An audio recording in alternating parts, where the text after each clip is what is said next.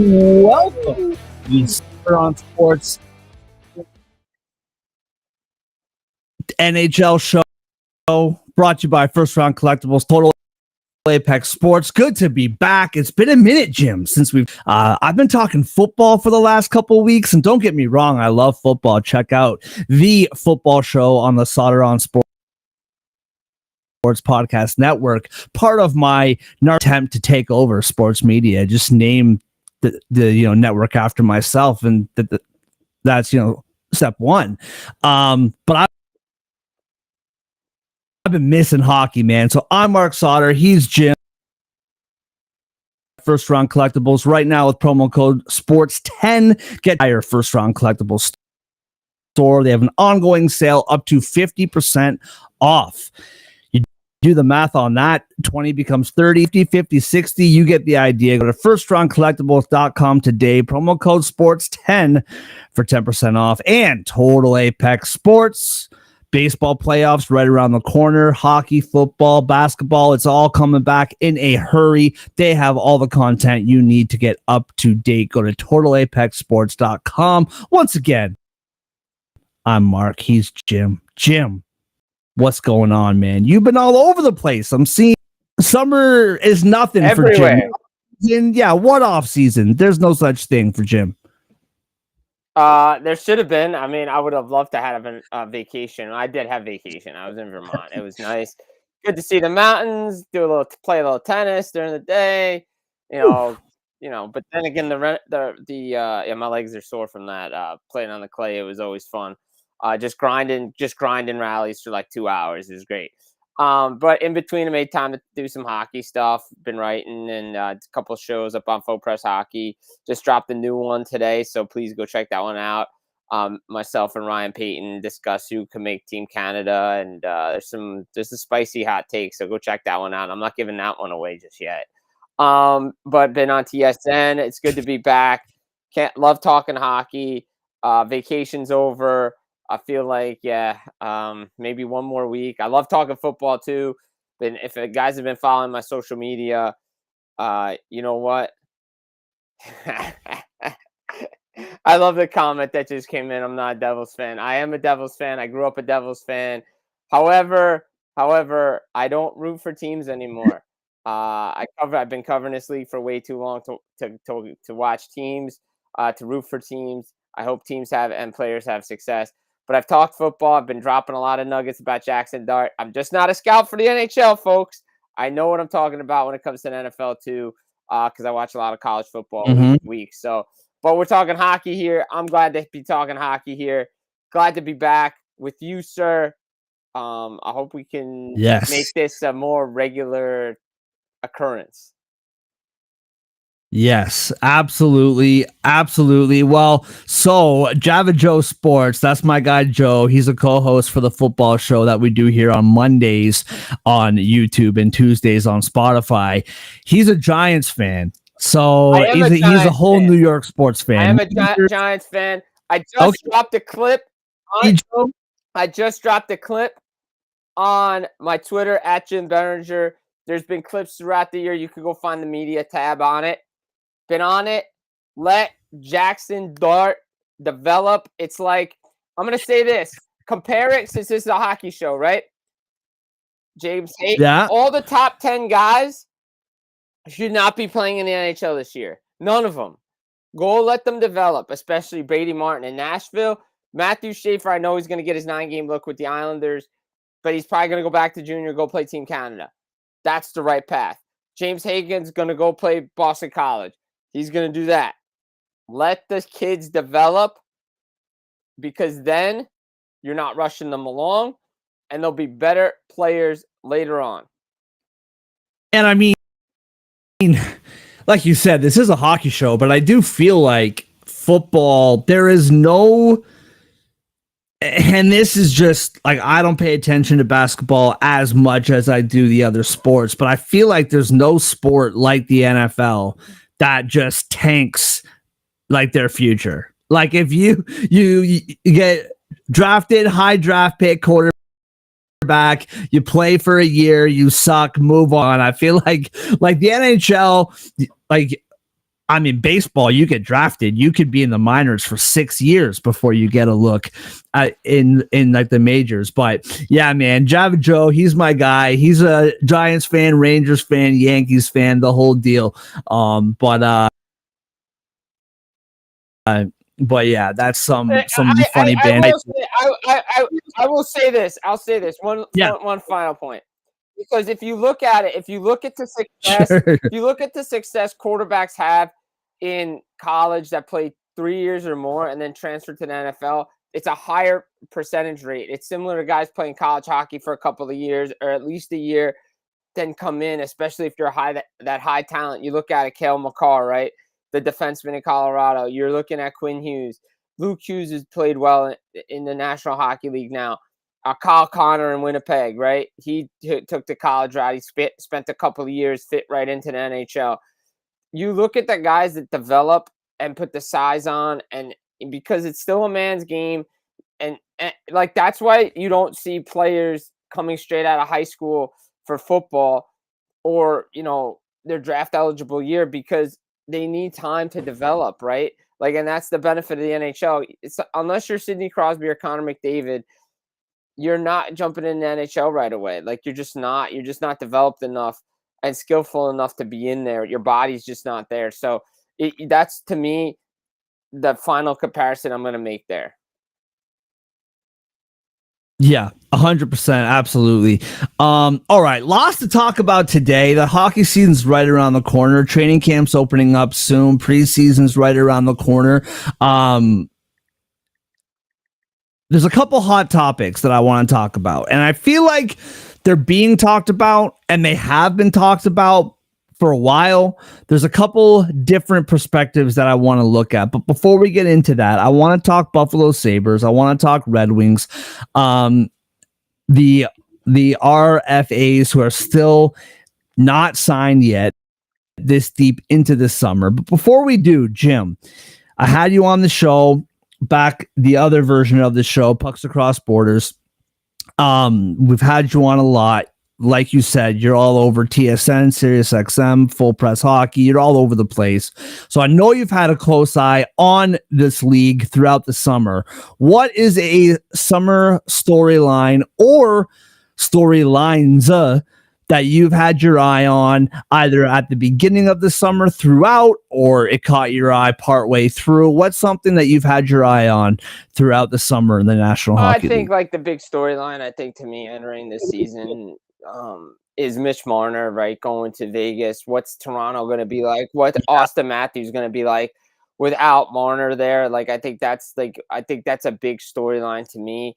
Another big storyline is Florida. They were able to keep all three guys. No surprise there. Who's the odd man out in Florida when they have to create cap space? Again, all indications are it feels like Matthew Tkachuk is going to have off-season surgery at some point. It just depends on when he has it. I mean, he says he's undecided, but the team feels like he's going to do it. And I don't think he can risk doing this all year, just not skating all the time. You can get away with it in the playoffs, but if you saw Game 7, he could barely move. He just glided into goals. So I think who's the odd man out? Is it Evan Rodriguez? Is it Jesper Boquist? Is it somebody like that? That to me is something I'm looking at. You look around, like what, and I know we're going to touch on Anaheim earlier, but what are the Anaheim Ducks going to do, right? Like they moved out Trevor Zegras. Is Mason McTavish a Pat Verbeek guy? We know Zegras wasn't. Like, what is their game plan? I feel like that's like a lot. Like, I could say that with Vancouver. I could say that with Seattle. I could say that with a bunch of teams. What are we doing here? Like, what are your game plans? And I think, obviously, in the area I live in New Jersey, in the metro area, everybody's going to have their attention on the New York Rangers. Like, can they bounce back? What the Rangers are going to do? Are they going to sell off again? Like, what's the plan moving forward there? I think those are some things I'm keeping an eye on. And obviously, I think, just got to show some love to the people, north. Like, again, Montreal, they're going to take that next step. Like, what's their season going to be like? And who, like, is the 8 teams that made the playoffs last year going to be the 8 teams that make the playoffs again next year in the East? So something I'm looking at. Yeah, I'm glad you brought up the Mitch Marner thing because I find this fascinating. So I'm from Toronto. This is where I am in the whole media market. And if you follow the NHL, it more than just a general fan, any deep capacity, the conversation that's been revolving around Mitch Marner and the Leafs, and we all kind of knew that this was coming. I was a believe it when I see it guy, not because I didn't think that he wanted to leave or because I didn't think that he would leave or nothing like that, but because the whole like media landscape here has been yelling and screaming for years to break up this group. It's not working. You need something else. All these players have the same temperament and blah, blah, blah. And nothing has changed for years. So I was just kind of stubborn. Well, I'll believe it when I see it. Well, we saw it. And what I find hilarious is everybody from the fans to the media to everybody has been saying, get this guy out of here. Nylander's the guy. Matthews is the guy. You can pay John Tavares to be down lower in your, or whatever the deal is. Everyone has been yelling for change. You can't win with this much talent taking up this much cap space, blah, blah, blah, blah, blah. Well, now it's happened, Jim. And everyone is now like, oh no, 100 points walked out the door. What are they going to do? Well, how are they? And it's like, this is what we wanted. We wanted change. We wanted the DNA to shift, which has been the buzzword up here in the city. Everyone's saying the DNA, change the DNA. Brad Treliving's been talking about it. I personally really like this for the Leafs. I think obviously 100 points walked out the door. Okay, guess what, man? This team needs to learn how to win 2-1 games, 3-2-1, 3-2 games. It's okay. It's not the end of the world. They have the right coach behind the bench to lead a team who wants to win, scoring less goals and also giving less goals up. I think this is the right move. I like this for the club. I just find it hilarious how everybody wants Mitch Marner out of here. And every year after the playoffs, they're putting this guy up on a cross, and yet when he leaves, everyone's like, oh no, 100 points just left. What are we going to do? Like, what do we want? What do you want? Do you want him to stay or do you want him to leave? How the whole, I don't know, maybe it's just like Toronto media being Toronto media, but you want the guy gone and then he leaves and now, oh no, how are we, going to make the playoffs? It's just hilarious how that works. No, it's funny because, again, it feels like the same thing with Kadri because of, he took all these penalties, he's suspended, he needs him in the lineup. Then he goes wins it someplace else. And I think that's the same thing that's going to happen, right? Oh, can't win with Mitch Marner, can't win with Mitch Marner. He'll go win in Vegas, right? Like, he'll be fine. Jack Eichel, they'll be fine. And I think he needed a change of scenery. I'm going to be honest. He's a Toronto kid, but he's been in the spotlight since he's, been 14, 15. So I think he needs to. I think the change of scenery. The issue I have with everything, and I brought this up on numerous places I've gone, is if you knew you wanted to leave, you should have just tried to allow the club to be better starting last season at the end of your deal, or make that trade and allow to move. I know they tried to win it one more time together, but if you knew you were leaving and you were talking to guys around Four Nations about Vegas and you want to go to Vegas, there were reports about deals 3 ways with Carolina and Vegas. Like maybe you could have just left a little bit better. Like if you knew you were leaving, maybe you should have just left. But again, I'm not in his head. I didn't know what they were doing, but you could tell at the end of his press conference at the end of the year, you knew that was a guy that was leaving. It's going to be different. But you know what? Sometimes different is okay because it allows the team to understand who they are, and I think that it's going to benefit a team like Toronto. Like now, Nyes is going to be playing with Matthews, Nylander, Tavares. Everybody's the same on the second line, right? So I think there's going to be opportunities for other guys that have come in to see what they get, like a Matthias Michelli. Like I think what I'm seeing from Toronto, what I've seen from Montreal, is that the playbook from what the Florida Panthers did. You bring in guys that may have not worked out in other places for whatever reason, and they just want to get rid of guys like a Gustav Forsling, like a Evan Rodriguez, a Carter Verhaeghe, and you flip them in, and then they become crucial pieces to championship teams. And I see Toronto doing that. So, look, to me, I think the Maple Leafs they're going to be fine. They're still a top 3 team in that division. if they don't have Yeah. 108 points, it's not the end of the world. It's clear Florida doesn't give a damn where they finish in the standings because come the playoffs, they just turn it up. So again, maybe they just need that mentality because I think this team has the potential to do some things, the way they are constructed. Yeah, and I mean, like the way that this current playoff format is, it really doesn't matter where you finish because yes, you win the division and you get a wild card team, okay?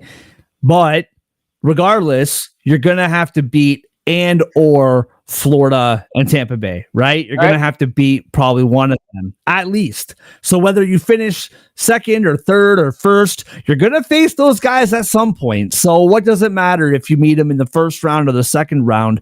You're gonna have to play them anyway. I just think that this team needed a change. I think that they needed something different. Overused cliche of what's the definition of being insane, right? They've been doing the same thing for almost a decade. So, hey, you're trying something different.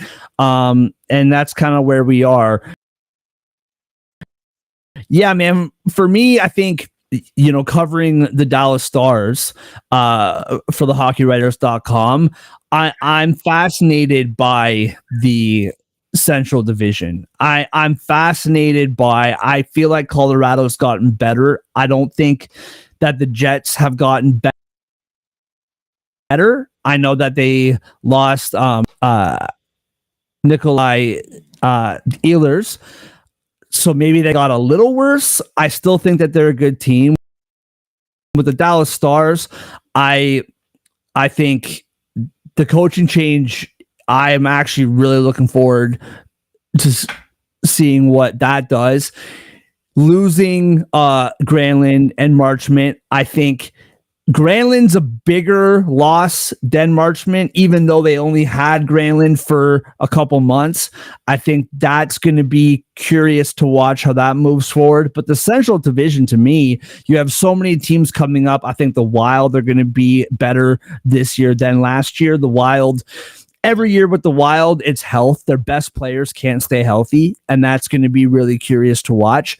I think Utah, they continue to rise. Are they going to finally rise, or are they going to kind of be what they've been dating back in the final couple of years as the Coyotes? The Blues with one more full season with Jim Montgomery behind the bench.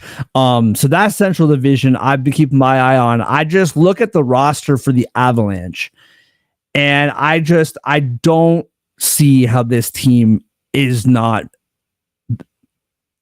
better this year. And I feel like, I don't know, like I just feel like everyone's still kind of picking the Jets to be what they've been the last couple of years. And I just feel like every team has gotten better, or every team is on their way up. Like the Dallas Stars, they haven't necessarily added players to make themselves better, quote unquote, but all their best players are young guys who are just continuing to get better. Where with the Jets, I just feel like they kind of stood still. So I'm curious to see how like that division plays out, because I just think that the Avalanche got better, the Dallas Stars, like young talents, continuing to get better. Or where do you see that division going as we head into October? Yeah, I mean, look, for me, I think if you look at it, I'm high on Utah. I think Utah to me is a team that could enter the playoff mix this year. Just the way what they've added, JJ Peterka. I like this team. I like their core. I've liked their core Yeah. for a long time. I'm not sure. Like St. Louis went on this miracle run to get into the playoffs. Like, can they do it again? There's so much rumblings coming out, and like I love the stuff about like Jordan Kyrou. Oh, Blues are eager to move Jordan Kyrou. Oh, really? They were? Because if they were really eager to move Jordan Kyrou, he would have been moved before July 1st when his full no movement clause kicked in. So that was a lot of talk to me. You look at Dallas, right? And I think the biggest question mark is how do they value Jason Robertson now that Mikko Rantanen's extension at $12 million a season's kicking in? Like, how much do they want to pay him? Because all you hear is, that they could move him. I don't see Jim Nill moving him. I don't see him going anywhere. I think it's a lot of talk from the We outside need because of people like, oh well, Rantanen's there. And to be honest, so you're gonna move out a guy like Jason Robertson. What are you getting back in return? Well, I've heard from New Jersey, oh, you get a right shot defenseman, you know, in Dougie Hamilton. Well, Dougie Hamilton's on the backside of his career, and you're gonna give up a 20-something-year-old player who's put up 100 points, and who, by the way, was the best player for the Dallas Stars in the back half of that series against Edmonton. I'm not sure about that. I think they'll come to an agreement. They'll get a nice contract done. He's eligible for an extension. There's no need to panic with it. Again, is he going to get 12? Is he going to get 11? Is he going to get 7 years? Is he going to get 8 years? Are they going to defer money? Like everything's going to work out the way it's supposed to work out for Jason Robertson and the Dallas Stars. And I think Dallas will be back there. I think Winnipeg is going to take a step back. I still have them as a top 3 team, but I think it's going to be like Colorado, Dallas, and then Winnipeg, just because you lose Nikolai Ehlers. That's a huge loss for them, in my opinion. And I I agree. just don't think they can. I don't think they can repeat President's Trophy, 116 points, all that noise. So if you look at it, there's that, and then St. Louis, Snuggerud. Okay, let's see how he can do first full year. Their defense is better. Let's see what the additions of Logan Mailloux do for St. Louis Blues, and how does this team, with all the young draft picks that they had, come into the lineup and establish themselves. Chicago is going to be Chicago. Frankie Nazar got a nice new extension for him, and then Bedard's the next guy to get one, and I think Chicago will still be at the bottom of that division. Utah's a better team, in my opinion. They should be challenging for playoffs. And then there's Nashville, right? Like the Preds, to me, I mean, I think what is that team? Like, what are they? Because it's clear that they need to figure out to get some young blood into this lineup instead of relying on veterans, and stop wasting the young talent that they have in that system, because too many guys have been shipped out or put on waivers, plucked from other teams, and they're starting to become the Buffalo Sabres of the Western Conference.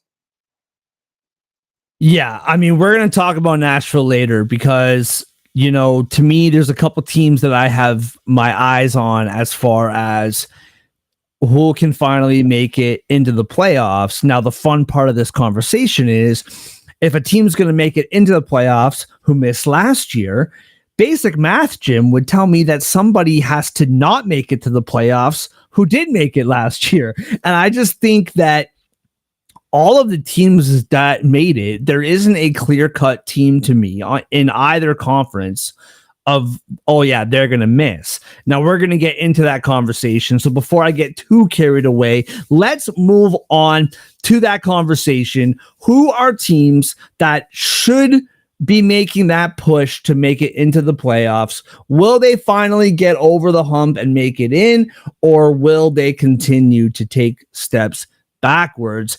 And you cannot. There are 2 teams, in my opinion, 2 teams, now that the Ottawa Senators finally made it in, and now that the Montreal Canadiens, whether they got in a year ahead of schedule or whatever the deal is there, now that those teams made it in, there are 2 teams that this conversation surrounds, in my opinion, specifically in the Eastern Conference. And we cannot have this conversation without starting with the Buffalo Sabres. I am fascinated by this conversation. It does not, I know there's a smile on my face. It doesn't give me pleasure. Buffalo is a terrific sports city, terrific sports town, and the fans there deserve this team getting over the hump. I am curious to hear what you think about this, because the Buffalo Sabres are loaded with talent, might be a bit dramatic. I don't know, loaded, but this is a very talented team. I think between the pipes, they are good, not great, not over the top. This team on paper, to me, should make the playoffs or do what Calgary did and miss it barely with a very successful season. However, Are we going into year 14 or 15? Was last year the 14th year that they missed in a row? Yeah. I think so. Yeah, 14 right. Last year. I said it last year to one of the shows I did. At the beginning of the year, I told Sabres fans, I said, hey, I hate to break this to you. It's going to be 14, then 15. And I don't see the Buffalo Sabres making the playoffs. Look, 96 points in the Eastern Conference probably gets you in. But again, there's too much of a roller coaster ride. There's too much uncertainty with the goaltending. They have the talent on the back end. I said, how many number one picks can you have without, not being successful? This team should win more than it is, and it's not. You look at some of the teams, like I looked back at it, did an article, and I said, is it maybe time for ownership change? Because it feels like, Pagula, he's gotten everything right on the football side, but when it comes to the hockey side of things, he's had hockey guys in there. He's a non-hockey guy in there, and now it's the change of the culture, man. You got to change the culture, change the winning. Bringing back Lindy Ruff wasn't the best decision in the world. Got to bring in a coach that can develop with this team and get this team playing the right way. Too many guys want out, and now you move out Peterka. You've already moved out Cousins. What's going to happen with Alex Tuck, Tage Thompson? Like, is one of your defensemen going to go? Like, there's just so much uncertainty with this team, and it seems to happen every year. And who are they knocking out? Like, let's be honest. Said it last year too when I discussed the Montreal Canadiens. I said Montreal's already better than Buffalo. They're better than Detroit. They're better than Ottawa. Like, Boston's will be better, but they're not a playoff team. But I think Montreal's getting back in. I think Ottawa's getting back in. That's the problem. There's 5 teams right there, right? Because the top 3 in the Atlantic aren't going anywhere.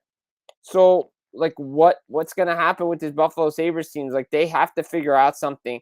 They got to compete, and they can't go through these losing streaks and then winning streaks and be out of the playoffs by this November. It just can't happen anymore. Like, they have to be playing meaningful hockey come March and April, like Montreal. Like, that was the trajectory for Montreal last year. Trajectory said play meaningful games in March and April, then make playoffs this year. And this is the year they got to go back to playoffs. So I just don't see it for Buffalo. I really don't. Like, it's tough for me to say, but I just don't see it.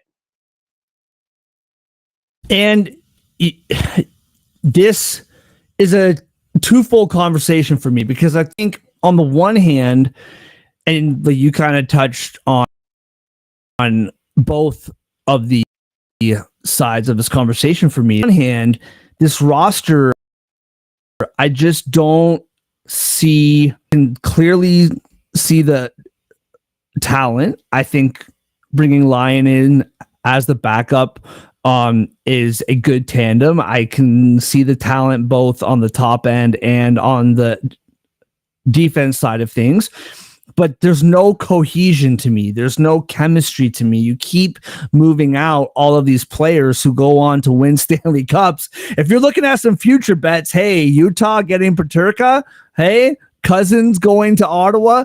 If you're following like the history, maybe you should throw some Stanley Cup futures on those teams, because it seems whenever they trade talented players, they go on to win the Stanley Cup.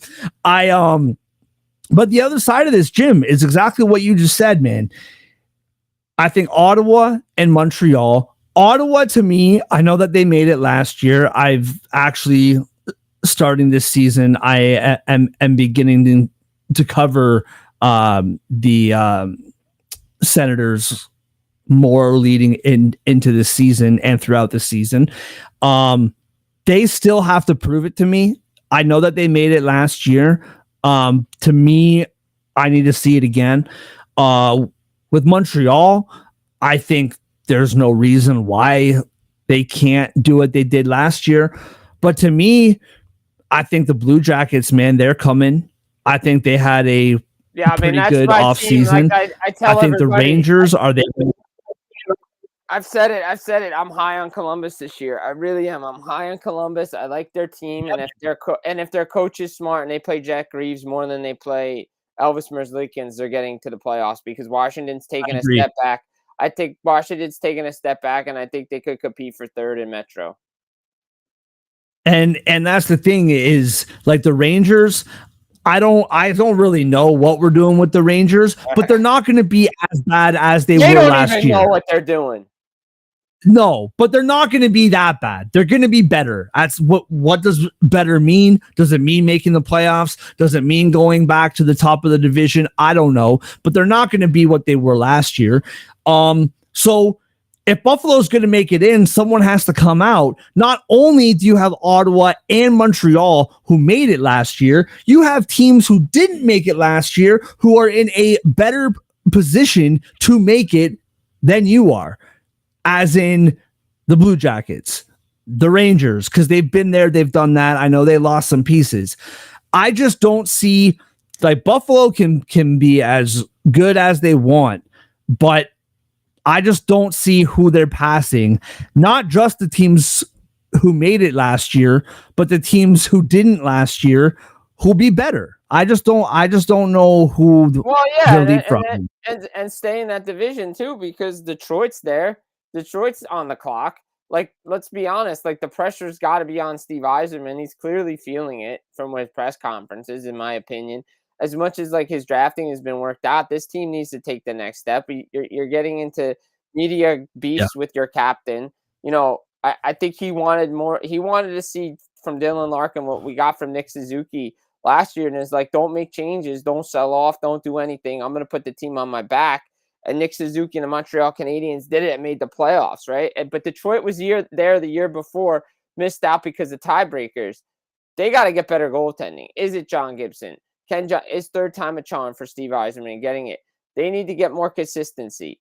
They're not trading any of their young guys. If they're going to make moves, like, for instance, like, you know, I know we'll talk about it later and I'll bring it up again, but, like, Detroit's been linked to Mason McTavish. What do the Ducks want to do in regards to that? What kind of return do they want? If they're looking to get a guy that can help them get to the playoffs, maybe they're able to sneak a JT Compher and Andrew Kopp out of there. But if they're not and they want these young guys like Axel Sandy Pellica or Marco Kasper, Detroit's not going to do anything.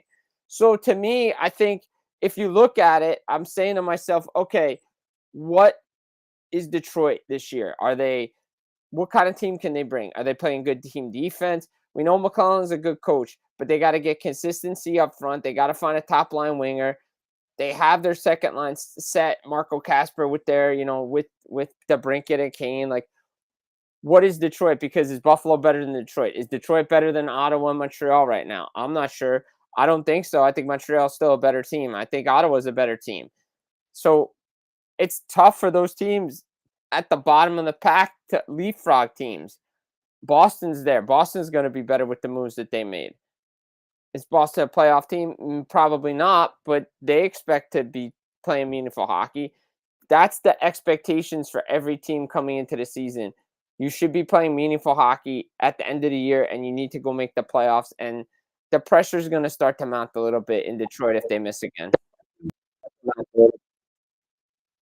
Well, and I brought Detroit up because that's where I'm going next with it. I don't see them leapfrogging these teams either. I can see, if you tell me that Detroit makes it and Montreal misses, I can understand the logic. I disagree, but I can get the logic. If you tell me that like Senators, you know, miss, unfortunately, nothing would surprise me with Ottawa. They could be in the top 3 of the division, or they could they could miss the playoffs. And I wouldn't be surprised with what the Ottawa Senators do. I just feel like that's just kind of how they roll. But I'm looking at this team for Detroit. I really like Lucas Raymond. Fantasy darling, by the way. That guy's helped me in fantasy tremendously. I like Dylan Larkin. I like the Brinket. Kane, he helped them be a top 5 power play last year. What can he still do 5-on-5? There's question marks there, but on the power play, Kane is absolutely productive still. I like going and getting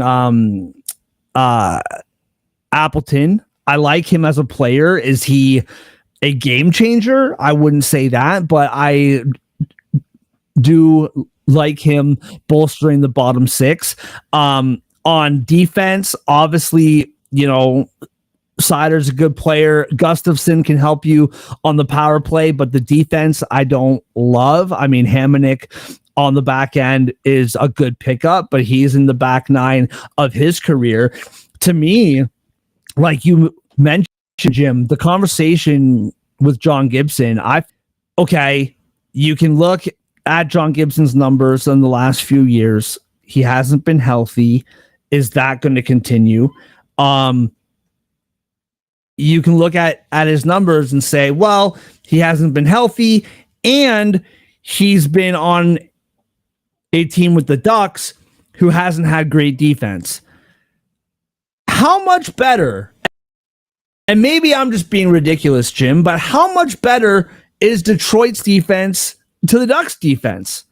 I don't think it's that much better. Sure, it's better, but is it like so much better that John Gibson is all of a sudden going to turn the clock back 6 years? And like, I don't think it's that much better. I think having Cam Talbot back there is a really good tandem, as in you're taking the pressure off of Gibson. You don't need him to start 60 games, right? You have Talbot back there. It's a good backup, maybe one of the best backups in the league. I don't know, man. To me, like, John Gibson still has to prove it, because the whole conversation was, the Ducks bad defense. Let's see him on a team with better defense. Well, I don't think this defensive unit is that much better than what we've seen from Anaheim over the last couple of years. Maybe I'm just being stubborn. I don't know. To me, like Detroit, it's the same conversation. See them getting over the hump this year compared, again, go back to the Blue Jackets. I don't know, man. Look, I agree with you. I think that defense is not. I mean, I think they're on the same level. Anaheim and Detroit's defense. I think Detroit might have a slighter edge just because of the talent that's back there, especially with Edvinsson and Seider, and they have guys coming like Sandy Pellikka, but they have some nice veterans back there as well. But again, when they needed to sign players, they had to sign players. Now they got to put it all together. Anaheim was just one of the worst teams defensively, and John Gibson and Lucas Dostal felt like they faced 50 shots a game. But again, now Detroit might limit those chances. It may not be 40 or 50 shots a game. It's going to be like 20 to 30. He's got to stay healthy. This is how it is. They got the goaltender now. Ottawa did it the year before. Gibson has the ability to get this team into the playoffs. He's got to stay healthy. Detroit has talent. Talked about Dylan Larkin. We've talked about Lucas Raymond. We've talked about the Brinket. Patty Kane's still there. Marco Kasper. They have talent now. Their defense is better. They have some nice young pieces that could come in and steal some spots too. Detroit has to be in a playoff conversation at the end of the season. Anaheim, I don't expect to be there, but I think Detroit has to be there. And by the way, Marco Rossi signed his 3-year bridge deal with the Minnesota Wild. Oh, you heard it here first. All right. What does that deal look like? Do we have numbers? Yeah, so it's going to be 3 times 5. Rossi was pushing for a longer term deal because he wanted to have some flexibility. He wanted to have some security. He was concerned about the bridge deal, but because of his role with the team.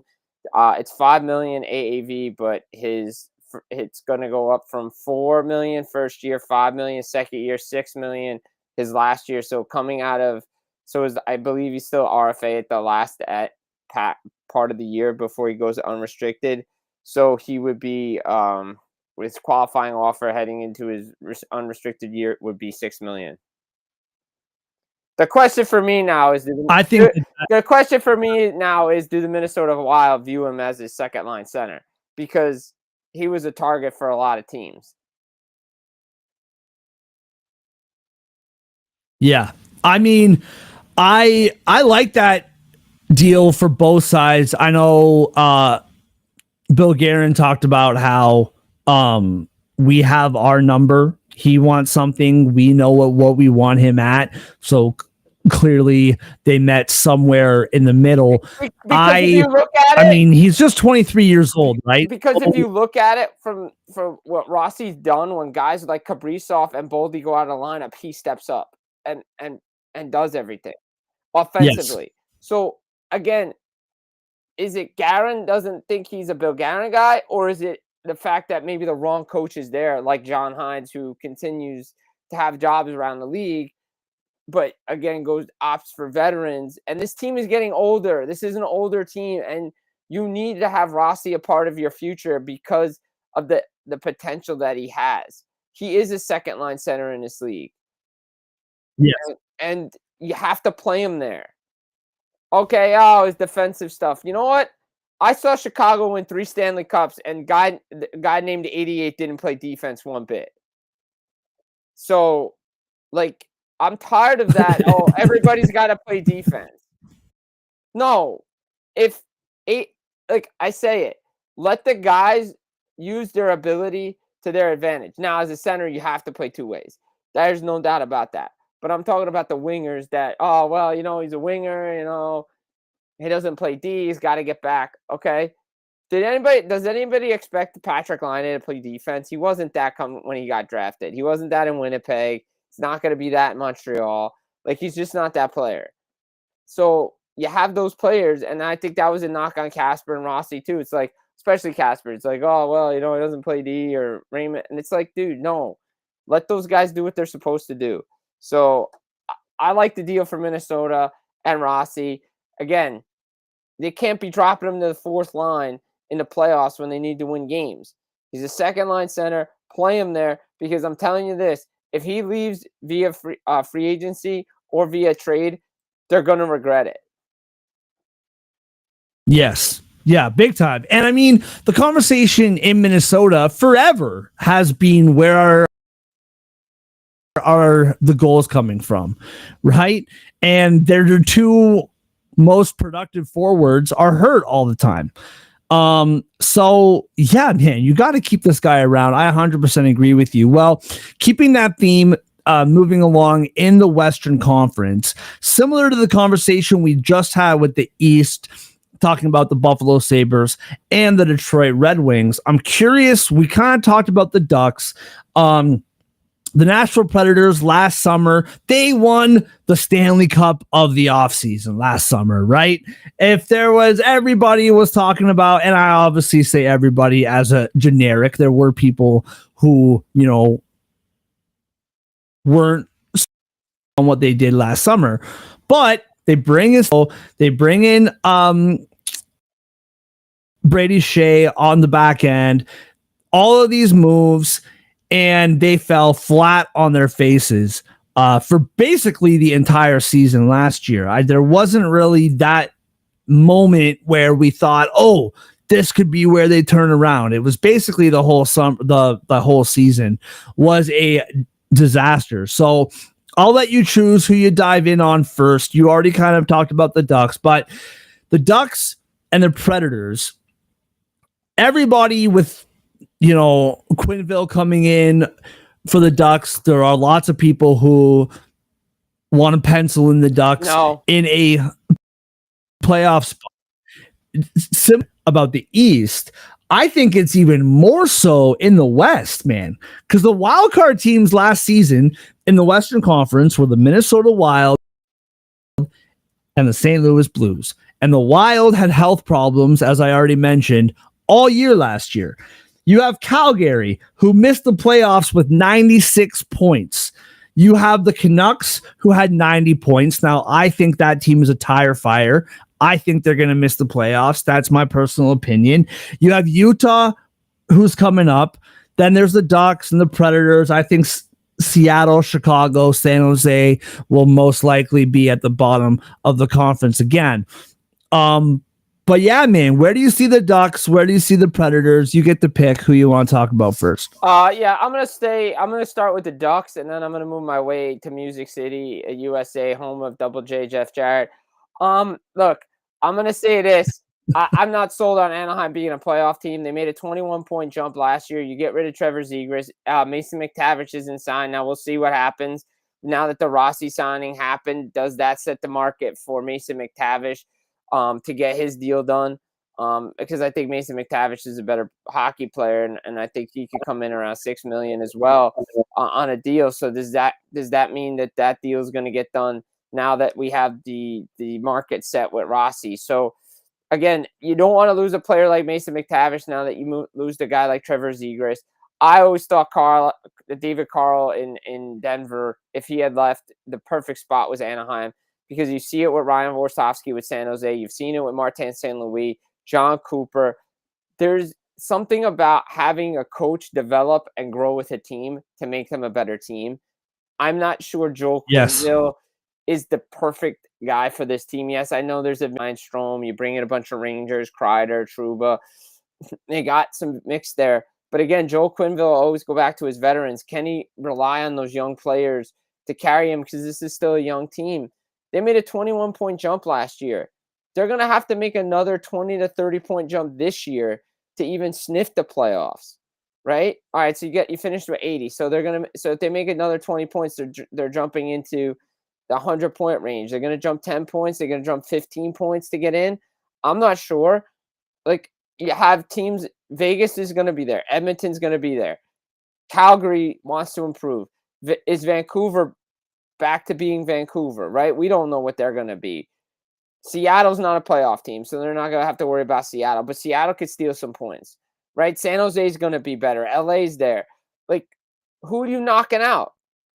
Because if I look at it, like I said, I think Edmonton, LA, and Vegas, even though they've all made tweaks, even though Edmonton lost players, even though LA lost some players and things, those three teams are still better than they are. I think Calgary and Vancouver are better than the Ducks.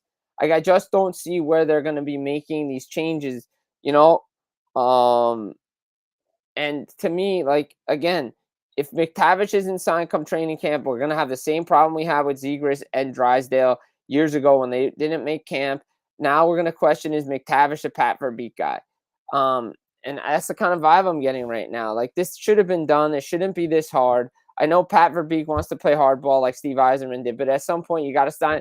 Like, they didn't have a problem giving Troy Terry a 7-year contract. So I don't understand what the issue is. Because if McTavish continues to play like he is, and same with Leo Carlson, they're good. They have good young talent on this team. But are they taking another step with teams coming? And then you look at Nashville. They signed too many of the same player last year, right? Like Steven Stamkos, Jonathan Marchessault, still right shot players, could score, do all that stuff. I think Vegas misses Marchessault so much. But they didn't want to pay extra for these guys, right? And I still think one of those two guys don't finish their career in Nashville. I think either one of them gets traded or something happens to where they figure out one of them is going to go, because eventually there's something has to happen with this team. Like, Philip Forsberg, still Philip Forsberg in Nashville, but what else do you have coming? Brady Shea was kind of a disappointment. Like, to me, that was a team, if I'm being honest, I think that's a team that if they don't get off to a hot start, the coach was already on the hot seat last year and they didn't want to make the coaching change. I think if they don't get off to a hot start, similar to the year that Jake Woodcroft got fired, that something's going to happen with Andrew Burnett, and you better have a coach waiting in the wings to get him ready, because that's a guy to me that, like, I just don't understand what Nashville's doing. Like, why are we keeping a head coach here? There's not really a lot of trust from the players. The guys don't feel like the system that they're playing is right. Like, again, you have too many of the same players. I compare it to the year Drury and Briere and Gomez all went to the Rangers. Not Briere. Drury and Gomez went to the Rangers. You had two facilitators of the puck, no goal scorers. Well, now you have two goal scorers and not enough facilitators of the puck in Nashville. Again, the 1 year they made the playoffs, they did really well. It's a lot of guys had career years. We're asking for guys to do career seasons over and over again. This team's not getting any younger, and now a lot of your young top players are not there anymore that you drafted. So I think they're both in the same boat. Like, yeah, I think they'll be better, but are they playoff better? No, they're not playoff better. Not in a tough Central Division. Yeah, I 100% agree with you. My camera's frozen. I gotta fix this here in a minute. All right. So the one. All right. I gotta fix this camera. My apologies. The last topic, there are some different things that I wanted to hit on with regards to the Western Conference, but let's move on to the final topic of the day. We got lots of time, Jim. We'll touch on it. The unsigned RFAs. As you mentioned, Marco Rossi signing that today. Talk to me about, because I mean, you're the one texted me this morning. You're like, bro, we got to talk about the RFAs. The ones remaining, Marco Rossi off the list. The board. Yeah, he's off the board. Who do you have your eye on? What are you thinking about as we look at who is left on the RFA market? And I will be right back. So, Jim, hold down the fort. I'm going to fix this camera. I will be right back. All right, so I'm looking at it this way. There's two guys, right? Obviously, Connor Zary. There's a guy in Calgary, Connor Zary. You have to see what they can do before training camp. Obviously, the two big ones, we mentioned it, Mason McTavish in Anaheim. And then you have Luke Hughes in New Jersey. New Jersey has Luke Hughes, right? They're trying to get a long-term deal signed. The agent's trying to maybe get a shorter-term deal so he can max out a couple of times like Austin Matthews has. We're having a changing landscape, right? And as I wrote for RG Media, there is a sense that next season is going to be like this past off season where guys are just going to stay home. There might be one change, but that's it. So again, get ready for a slow off season because I think it's coming and I do believe it. But you look at Luke Hughes, what's his value? Okay, well, you have Minnesota, who in a similar situation a couple of years ago signed Brock Faber to $8.5 million. Did the Devils see him that high? Are they going to make him the second highest paid defenseman behind Dougie Hamilton? Is he going to get the same money as his brother Jack Hughes at $8 million? Is he going to come in under that? What's the contract length? They want to get a 7-year deal done. If it's 6 years, that's fine too. They don't want to go bridge. They don't want to walk him into unrestricted free agency at the same time as his brother. So that's something they're working on. Again, you don't want Luke Hughes missing training camp again. They got to get this deal done. And what's puzzling to me is this was supposed to be priority number one for New Jersey, right? It was supposed to be top priority to get this deal done. They're going to talk after the July 4th break. There hasn't really been much going on. For me personally, I think I've heard numbers around like 7 to 7.75 on a 7-year deal to get this done. I'm not sure if his value is as high as Brock Faber's in Minnesota. If they come in at 8, I think it's going to be a little bit of an overpayment because I think, to me, I know that the salary cap's going up, but you want to keep within that salary structure because New Jersey, let's face it, has decisions to make, has tough decisions to make. They have to clear cap space. Dawson Mercer's name's out there. Andre Palat's name's out there. The other option is to sign him. Then Jonathan Kovacevic goes on LTIR, and then you figure out what the plan is later on heading into the season. Those are some options for New Jersey. Again, I think this deal gets done. It's not a matter of if, but when. He's controllable. He's a 10.2C RFA, similar to Lane Hudson, who's in the last year of his contract. He's eligible for an extension in Montreal. What does he get? Does he get a Noah Dobson deal? Is he going to wait for the market? All indications are everything's fine in Montreal. They're going to get that. Whenever they get it done, they get it done. There's no rush on it. Unlike, if this was Lane Hudson next year, at this time, you have panic in the street, right, in Montreal. But no panic, no rush to do Lane Hudson. Sure. But as far as the Devils are concerned, yeah, everybody's flipping out. Oh, he's off the roster. Unsigned players are not on the rosters at this point because he's unsigned. So he's not on the team technically. But he's on the team. He's controllable. He can't get an offer sheet. No one. The question is for New Jersey is, are they able to get Quinn Hughes out of Vancouver? He says he wants to play there. What's Vancouver's plan? Because if they figure out to turn it around, then Quinn Hughes could sign an extension and stay there. We saw it with Brock Besser. So nothing is a given. Like this stuff in Calgary with Rasmus Anderson, right? Like he's a UFA, but everybody assumes the Calgary Flames are going to trade him. He could end up signing an extension and staying too. So that's something that you got to keep an eye on. But as far as the RFAs go, so Luke Hughes, I think he'll get done. Don't worry about it. The one I'm watching the most is Anaheim. Mason McTavish, Pat Verbeek. it's kind of gone cold since June. Like no real movement. Teams, he's been linked to Detroit, he's been linked to Montreal, he's been linked to Calgary, he's been linked to Vancouver. He's been linked to a lot of teams that need a second line center. Carolina, Philadelphia, and Carolina fans may not like to hear this, but Seth Jarvis doesn't have any trade protection. So if you're going to try to upgrade, and I think they'll treat that player like he has trade protection. But again, if Anaheim's going to try to move him within the division, the price is going to be like that. So those in-division prices, like Vancouver and Calgary still want to compete. Do they really want to give up something to get something? They tried to move Pettersson in Vancouver, but they found the market was, there's nothing there, because now you're trying to find 2-3 pieces. That's why I don't think Kadri's going to move in Calgary. What else is there? And the team wants to improve and compete for playoffs. So what is the number? Now that Marco Rossi signed, what does this mean for Mason McTavish? Now does this set the market for him in terms of, okay, if Rossi's qualifying offer is going to be $6 million, is my qualifying offer going to be $8 million? And I think that's where the details are going to be. So to me, if I look at it and I say to myself, all right, what is this deal going to get done? I think it's going to get done, but it could Jim, be, do I still got you, man? Am I talking over you? Yeah. No, you're still here. I hear you. But I was just going to say this. I'm saying this. How long does this deal take in Anaheim? So that's just some things. And then obviously I think Evangelista in Nashville needs a new deal. Like, are they going to ruin him and get rid of him and decide he's not a part of our future? So some things to watch there in terms of the RFA market. So I like I said, I'm looking at those pieces.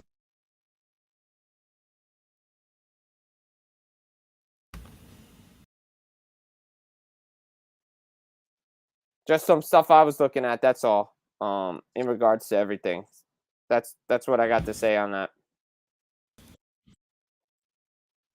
Love it, man. Sorry about that. My Wi-Fi just completely off, so I have no idea if there's or if that was all my bad or if my face was frozen for 3 minutes. I have no idea, but thank you for all that, man. Now, it potential detriment to the audience, because if you already said, then I apologize. But like I said, my sheer curiosity to know what you think. We mentioned before the show, Luke Evangelista. Did you already maybe not touched on it yet? Because I want to know what you're thinking about him. I just mentioned at the end, I said, if I'm Nashville, I got to get this player signed because he's got to be a part of my future. If he's not, then he's going to be another player that just gets moved and Nashville decides to give up on. And I don't think that's the wise decision. I think that's a player that they should, like, there's a bunch of guys that moved on from this past year, and Luke Evangelista can't be one of them because, again, Nashville, what we doing? Like, you gave away a future goaltender in Yaroslav Askarov, and you know what he's going to be. But again, wasn't a Barry Trotz guy, despite what everybody in Nashville told me. No, it wasn't Barry Trotz guy. Okay, that's fine. Maybe Barry Trotz isn't cut out to be in management. As somebody told me, maybe he's not a manager. Maybe he's not cut out for this thing. So it's going to be interesting to see what happens down there.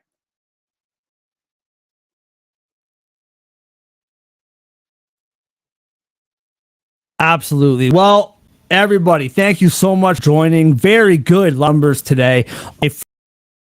Friday morning going into the end. We appreciate everybody, whether you're watching on on Sports, on X, on YouTube, watching on Apex on X. We appreciate it very, very much. Once again, show brought to you by First Round Collectibles. Promo code SPORTS10 for 10%. Promo code SPORTS10 for an additional 10% off your order. ApexSports.com with basketball playoffs around the corner, football around the corner. Check out TotalApexSports.com to get you caught up. The National Football League show on the S.O.S. Podcast Network on Mondays on YouTube and X, Tuesdays on Spotify, on Spotify short, and we'll be talking puck. I feel like Jim on. He's a busy guy. We'll see what my luck is like for that. But we will be doing weekly hockey shows, and baseball shows are around the corner as well. Jim, before we take off, bro, what do you got coming up? What do you got? Whether you put it out there already this week or something coming out over the weekend, tell the people what they can look forward to when it comes to what Jim has what coming I'm up. doing.